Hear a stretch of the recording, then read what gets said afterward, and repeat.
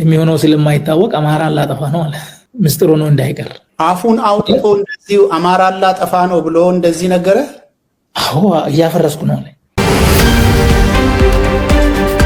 ሰላም ጤና ይስጥልኝ ውድ የኢሬሳት ቴሌቪዥን ተከታታዮች፣ የአማርኛ ዜና ፕሮግራማችን ተጀምሯል። አብራችሁን ቆዩ።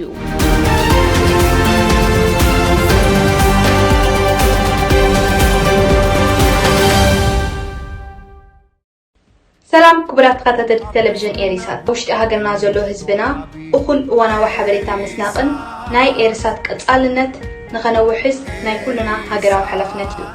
ኢሬሳት ብዘይናትኩም ደገፍ ወትሩ ሓደጋያ ንኢሬሳት ወርሓዊ ኹም ካልእ ገንዘባዊ ሓገዝ ንምብርካት በዞም ኣብ ታሕቲ ተጠቂሶም ዘለዉ ክትጥቀሙ ትኽእሉ ኢኹም። ንእትገብሩና ገንዘባዊ ሓገዝ ብሽም እቲ ኣፉ ተዓቢሱ ዘሎ ህዝብና ልባዊ ምስጋና ነቕርበልኩም። የስዊድን መንግስት ለኤርትራ ኦርቶዶክስ ቤተክርስቲያን ሲሰጠው የቆየው የገንዘብ እርዳታ ማቆሙን የሀገሪቱ የዜና አውታሮች አስታወቁ። የስዊድን መንግስት በየዓመቱ ለኤርትራ ኦርቶዶክስ ቤተክርስቲያን 800,000 ክሮነር እየሰጠው የቆየው ድጎማ በድንበር ዘለል ጭቆና ምክንያት እንዳስቆመው ሬዲዮ ሰቨሪጅስ ያሰራጨው ዘገባ አመላክቷል። ቤተክርስቲያኗ ለጨቋኙ የህግደፍ መንግስት እንደ መሳሪያ በመሆን ማገልገሏን ተከትሎ እርምጃው መወሰዱን መረጃው ያሳያል። ቤተክርስቲያኗ ከመንግስት ጎን በመሆን ከሀገር ውጭ የሚገኙ የኤርትራ ዜጎች ላይ ተባባሪ በመሆን አላስፈላጊ ስራዎችን ስትሰራ መቆየቷን መረጃው ያስረዳል። የኤርትራ ኦርቶዶክስ ቤተክርስቲያን ጉዳይን በማስመልከት እስካሁን ሰዓት ያወጣችው መግለጫ እንደሌለ ዘገባዎች ይጠቅሳሉ።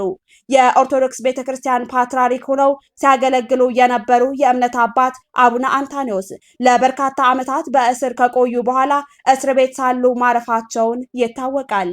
አሁን ያሉት አቡነ ባሲሎስ በህግደፍ ባርኮት ወደ ስልጣን መምጣታቸው ተከትሎ በብዙዎች ተቃውሞ እየደረሳቸው እንደሚገኝ ለጉዳዩ ቅርበት ያላቸው አስተያየት ሰጪዎች ያስገነዝባሉ።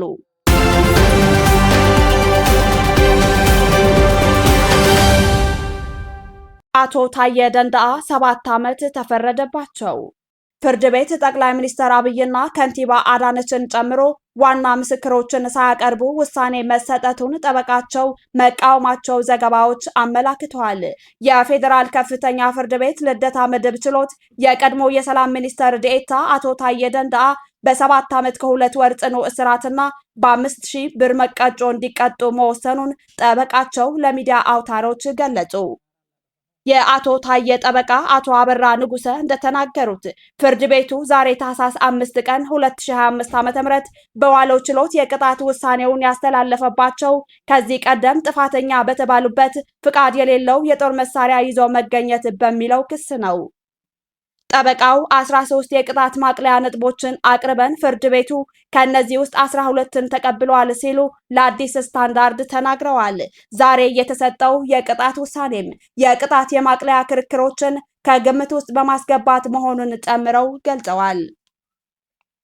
የአቃቢ ሕግ ቅጣቱ እንዲጨመር ያቀረበው ጥያቄ በፍርድ ቤቱ ውድቅ ተደርጓል ብለዋል ጠበቃው። ውሳኔው ሁሉንም የመከላከያ ምስክሮች ሳይሰማ የተሰጠ መሆኑን በመግለጽ ከተዘረዘሩት 5 የመከላከያ ምስክሮች ውስጥ የተሰሙት 2 ብቻ እንደሆኑ ጠቁመዋል።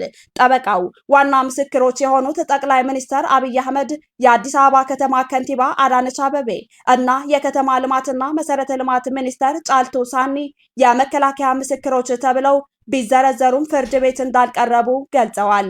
በኢትዮጵያ መንግስት በፍርድ ቤቶች ጫና እያደረገ አቃቢ ሕግና ፖሊስ የፍርድ ቤት ትዕዛዝ አለማክበር በሰፊው እንደሚታይ የተለያዩ ፖለቲከኞች ይጠቅሳሉ።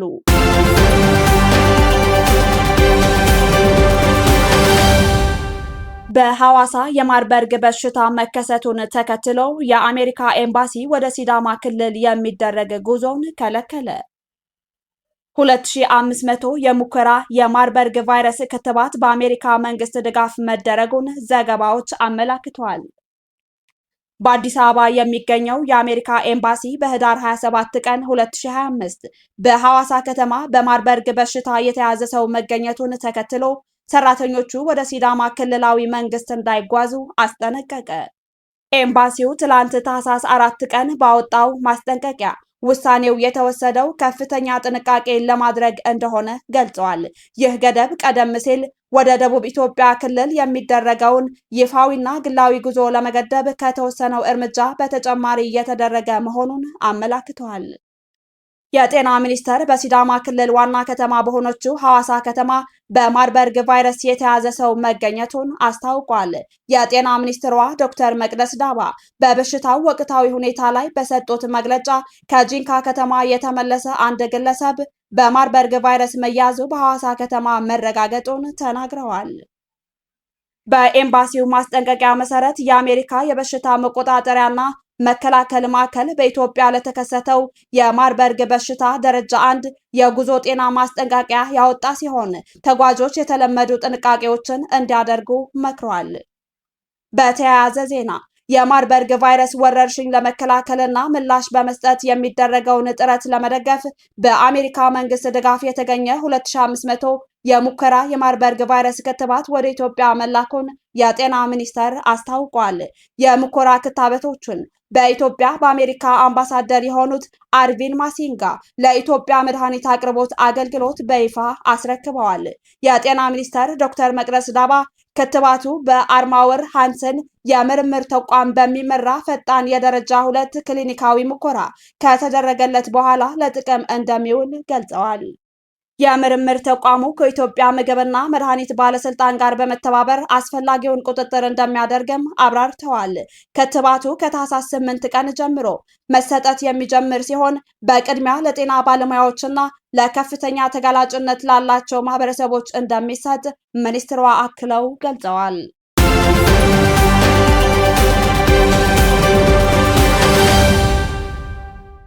የህዝብ ተወካዮች ምክር ቤት አነጋጋሪ ማሻሻያ አደረገ። የህዝብ ተወካዮች ምክር ቤት ለ7ኛው ሀገራዊ ምርጫ የእጩዎች የድጋፍ ፊርማ ግዴታ የሚያነሳው ማሻሻያ አጸደቀ። 2 ዓለም አቀፍ የብድር ስምምነቶችም ጸድቀዋል ሲሉ ዘገባዎች አመላክተዋል። የኢትዮጵያ የህዝብ ተወካዮች ምክር ቤት ለ7ኛው አገራዊ ምርጫ የፖለቲካ ፓርቲዎች የእጩ ተወዳዳሪዎች የድጋፍ ፊርማ የማሰባሰብ ግዴታን በአንድ ድምፅ የሚያስቀር ማሻሻያ ማጽደቁን ተከትሎ በፖለቲከኞች ዘንድ ትልቅ አጀንዳ መሆኑን አንዳንድ ያነጋገርናቸው ፖለቲከኞችና ዲፕሎማት ገለጹ። በስድስተኛው የህዝብ ተወካዮች ምክር ቤት 3ኛ መደበኛ ስብሰባ ላይ በታህሳስ 4 ቀን 2025 በአዋጅ ቁጥር 1397/2018 የጸደቀው ይህ አዋጅ ቀደም ሲል የጸደቀውን አዋጅ ቁጥር 1162/2014 አንቀጽ 32 ምዕራፍ 2 እና አዲስ የተጨመረውን ንዑስ አንቀጽ 8 ከስራ ውጪ ያደርጋል። የምክር ቤቱ አፈ ጉባኤ የድጋፍ ፊርማው ግዴታ ከዚህ ቀደም ለ6ኛው ሀገራዊ ምርጫ በአዋጅ ቁጥር 1235/2014 መሰረት በኮቪድ-19 ወረርሽኝ ገደቦች ምክንያት መነሳቱን አውስተዋል። ፓርቲዎች በኢትዮጵያ የፖለቲካ ፓርቲዎች የጋራ ምክር ቤት አማካኝነት ጊዜውን ውስን መሆኑና ቀጣይነት ያለው የምርጫ ዝግጅት የፊርማ አሰባሰቡን አዳጋች እንዳደረገው በተደጋጋሚ ቅሬታቸውን ሲገልጹ መቆየታቸው አስረድተዋል። አፈ ጉባኤው አክለውም የድጋፍ ፊርማ ሕጉን አሁን ማስፈጸም ፓርቲዎች በምርጫው ተወዳድረው የመሳተፍ ብቃታቸውን ላይ አሉታዊ ተጽዕኖ ስለሚፈጥር ይህንን ማስቀረት የግድ አስፈላጊ ነው ብለዋል። በቀጣይ ግንቦት የሚካሄድ አገራዊ ምርጫ ነፃና ፍትሐዊ ሆኖ እንዳይካሄድ መንግስት የተለያዩ እንቅፋቶች እያካሄደ መሆኑን የተለያዩ ምሁራኖች ይገልጻሉ።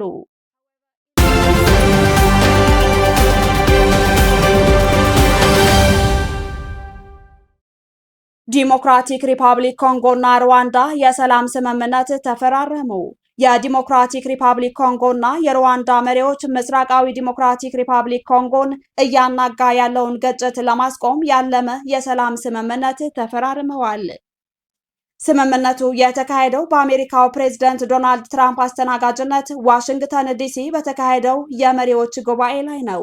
የሀገራቱ ስምምነት የኮንጎ መንግስት በሩዋንዳ ድጋፍ ያገኛሉ ብሎ በሚከሳቸው የኤም23 አማጽያን መካከል ዳግመ ውጊያ ከተቀሰቀሰ በኋላ የመጣ ነው።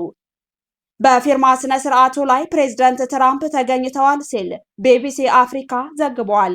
ሁለቱም ተደራዳሪዎች በሰኔ 27 ቀን 2025 ስምምነት አድርገው እንደነበር ይታወቃል።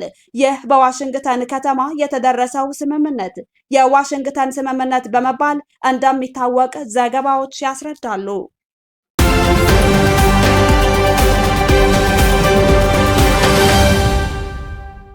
በመገባደድ ላይ ባለው የ2025 ዓ.ም በወባ በሽታ ምክንያት የተከሰተው ሞት በእጅጉ ማሸቀቡን የዓለም ጤና ድርጅት አስታወቀ። ድርጅቱ ትናንት ሐሙስ ታህሳስ 4 ባወጣው መግለጫ እንዳለው በሽታው እያሳየ ካለው ስርጭት አንጻር የከፋ ጉዳት ሳያስከትል መግታት ይገባል ብለዋል። ባለፈው የጎርጎሮሳውያኑ ዓመት 2024 በዓለም ዙሪያ ወደ 282 ሚሊዮን የሚጠጉ በወባ በሽታ የተያዙ ሰዎች መመዝገባቸውን የገለጸው መግለጫው ለ610 ሺህ ሰዎች ሞት ምክንያት ሆነዋል ብለዋል። በዚህ በመገባደድ ላይ ባለው ዓመት የነበረው ስርጭትም ካለፈው ዓመት የከፋ ነበር ያለው ድርጅቱ በወባ ትንኝ የሚተላለፈው በሽታ ቀጣይ ከባዱ የዓለም ጤና ጉዳይ ነው ብለዋል። የዓለም ጤና ድርጅት ዋና ዳይሬክተር ቴድሮስ አድሃኖም በበሽታው የሚያዙና የሟቾች ቁጥር መጨመር ለድርጅቱ የሚደረግ ከገንዘብ ድጋፍ ቅነሳ ጋር ተደምሮ ባለፉት 2 አስርት ዓመታት የተመዘገበውን የጤና እድገት ወደ ኋላ እንዳይመለስ ያሰጋል ብለዋል። በወባ በሽታ የሚያዙ 94 በመቶ የሚሆኑ ሰዎች በአፍሪካ ውስጥ እንደሚገኙ የጠቀሰው የፈረንሳይ ዜና አገልግሎት ዘገባ ከወባ በሽታ ጋር ተያይዞ የሚከሰተው ሞት 95 በመቶ በተመሳሳይ አፍሪካ ውስጥ መሆኑን አትተዋል። ከነዚህ ውስጥ ደግሞ 75 በመቶ ከ5 ዓመት በታች የሚሆኑ ህፃናት ናቸው።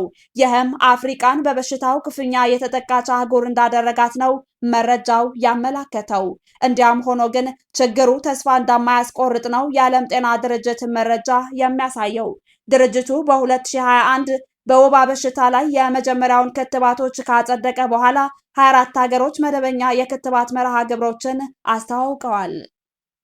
የዓለም ጤና ድርጅት በ2024 ኬፕ ቬርድ እና ግብፅን እንዲሁም በ2025 ጆርጂያ፣ ሱሪናም እና ምስራቅ ቲሞርን ጨምሮ 47 ሀገራት ከወባ ነፃ መሆናቸውን አረጋግጠዋል። የዓለም የጤና ድርጅት በወባ የሚከሰተው ሞት ለማስቀረት ግን መንገዱ ገና ሩቅ ነው ብለዋል። በኤርትራም የወባ ስርጭት መንግስት መቆጣጠሩን በተደጋጋሚ ቢገልጽም የሚታመን መረጃ ሊገኝ እንዳልተቻለ አንዳንድ አስተያየት ሰጪዎች ያስገነዝባሉ። ሰላም ክቡራት ተከታተልቲ ቴሌቪዥን ኤሪሳት ውሽጢ ሃገርና ዘሎ ህዝብና እኩል እዋናዊ ሓበሬታ ምስናቅን ናይ ኤሪሳት ቀጻልነት ንኸነውሕዝ ናይ ኩልና ሃገራዊ ሓላፍነት እዩ። ኤሪሳት ብዘይናትኩም ደገፍ ወትሩ ብሓደጋ እያ። ንኤሪሳት ወርሓዊ ኹም ካልእ ገንዘባዊ ሓገዝ ንምብርካት በዞም ኣብ ታሕቲ ተጠቂሶም ዘለዉ ክትጥቀሙ ትኽእሉ ኢኹም። ንእትገብሩና ገንዘባዊ ሓገዝ ብሽም እቲ ኣፉ ተዓቢሱ ዘሎ ህዝብና ልባዊ ምስጋና ንቕርበልኩም።